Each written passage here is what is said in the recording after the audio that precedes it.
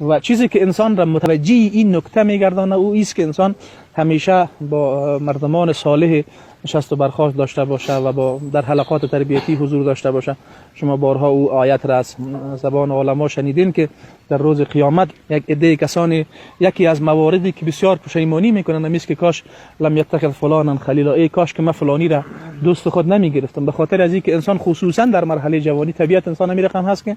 در جوانی با اندیوال خود از هر کس دیگه که در راحت تر است،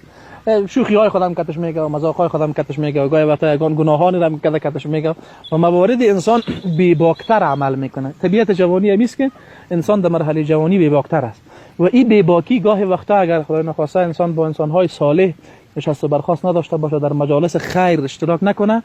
شیطان میتونه خیلی زود از انرژی جوانی و از توانایی جوانی بر علیهش استفاده بکنه، یعنی بر علیه خود انسان استفاده بکنه. به خاطر میگم بر علیهش همی که انسان گناه میکنه، همی که انسان در معرض گناهان قرار میگیره، این در حقیقت ظلم است به حق نفس و همین خاطر شیطان از انرژی جوان بر علیه جوان استفاده میکنه. و این که جوانی چقدر اهمیت داره استاد به صورت تفصیلی پیشتر بسیار زیبا این نکته را بیان کرد. من فقط میخواستم امیر باز تکرار بکنم که جوانان عزیز ما این مرحله را به اصطلاح این مرحله بسیار مهم از زندگی خود را اول اهمیتش بفهمن. قطعا وقت انسان اهمیت یک موضوع را بفهمه باز به او توجه میکنه. یعنی این مرحله زندگی خود انسان عادی فکر نکنه، مثل که ما شما عادتا زندگی میکنیم و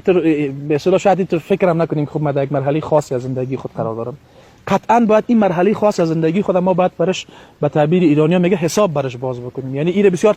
توجه بهش بکنیم و بعد بر از یک برنامه‌ریزی دقیق داشته باشیم. قطعا اونمو انرژی و اونمو حوصله و اونمو توانایی و اونمو کار ده که حالا ما میتونیم بکنیم در آینده نمیتونیم بکنیم. یعنی وقتی که از مرحله جوانی گذشتیم باز دیگه این انرژی را نداریم، این انگیزه را نداریم، این قدرت را نداریم، این توانایی فکری و فیزیکی را نداریم و قبل از او هم نداشتیم. پس انسان همین مرحله را باید بسیار دقیق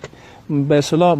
مد نظر داشته باشه و به خاطر امی هست که رسول الله صلی الله علیه و سلم تشویق میکنه، یعنی این مرحله زندگی را به عنوان یک مرحله خاص معرفی میکنه و به خاطر از اینکه انسان این مرحله را در عبادت الله سپری بکنه، رسول الله صلی الله علیه و سلم به صورت مشخص در مورد امی فضیلت را ذکر میکنه که سبعه یظلهم الله، و 7 گروهی است که در روز قیامت در زیر سایه عرش الله هستند که یوم لا ظل الا ظله، که روزی که هیچ سایه بجز سایه عرش الله تبارک و تعالی نیست. و در یکی از موارد امیر ذکر میکنه شاب نشأ فی عبادت الله، جوانی که در عبادت الله بزرگ شده، این مرحله جوانیش با عبادت الله به اصطلاح یک جا به مرحله کهولت و کلانسالی رسیده. به همین لحاظ است که جوانای عزیز ما و آدم خوشحال میشه، الله شاهد است، آدم خوشحال میشه وقتی میبینه که دی اوج فتنه ها و دی عصر فتنه ها جوانانی هستند که الحمدلله ثم الحمدلله هنوز به ارزش های دینی خود توجه میکنه و در روزی که میتونن برن یک جا شوخی بکنن، میتونن برن در یک مجلس به اصطلاح گناه اشتراک بکنن، از همه از اونها میگذرن و خلاص در یک مجلس خیری میشینن. واقعا این اول نعمت الله هست و قطعا انسان مسلمان این نعمت را نادیده نگیره. یعنی بدون مبالغه براتون میتونم بگم که وجود ما در مجلس خیر نشستیم اینجا استاد صحبت میکنه، کس دیگه صحبت میکنه، امیر ذاتاً گپ کم ارزش تلقی نکنه. این نعمت از نعمت‌های الله است که می توفیق را نصیب میکنه برامون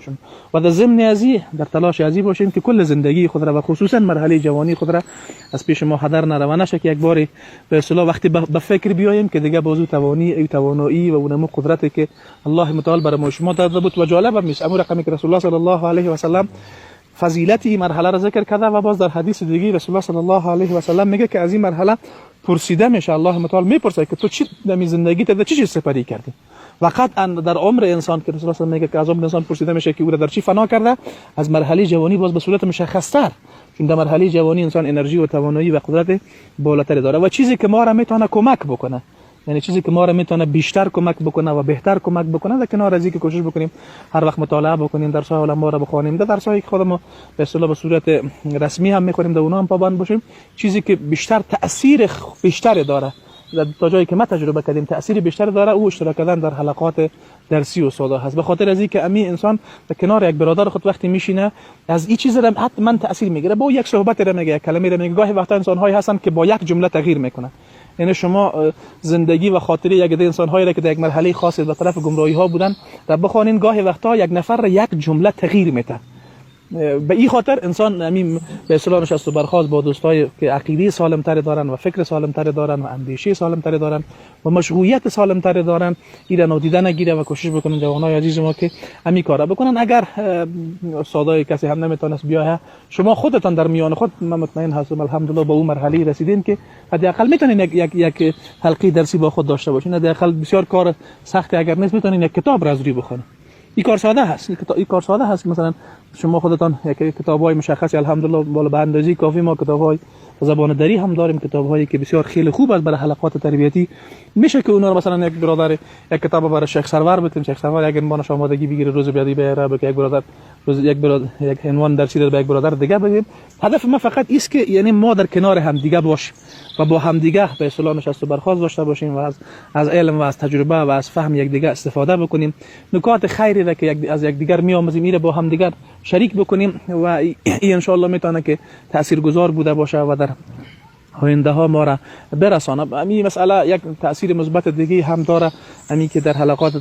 درسی اشتراک کنیم و حتی خود ما گپ بزنیم. گاهی وقتا می توانایی به اصطلاح صحبت ما را بالا میبره، فصاحت ما را خوبتر میسازه، جرأت ما را خوبتر میسازه. در هر مجلسی میتونیم خیلی خوبتر صحبت بکنیم و در کنار از این علم ما را هم بالا میبره. گاهی وقتا همین حلقات یک نفر را بگیم مطالعه بگو، باز دلش شد یک دفعه مطالعه میکنه، دلش شد باز مطالعه نمیکنه. اما اگه بلش الزامیت بدیم که تو حتما ملزم هستی تا هفته بعدی فلانی موضوع درسی را ارائه بکنی، باز مجبور هست که این کارا بکنه دیگه. به این خاطر من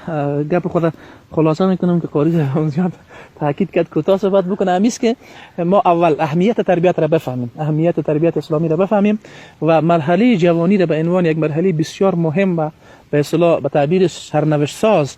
ایران نادیده نگیریم و کوشش بکنیم که در کنار دوستا و برادرای ما در حلقات تربیتی ایمانی باشیم و ان شاء الله الله متعال برای همه شما توفیق نصیب بکنه که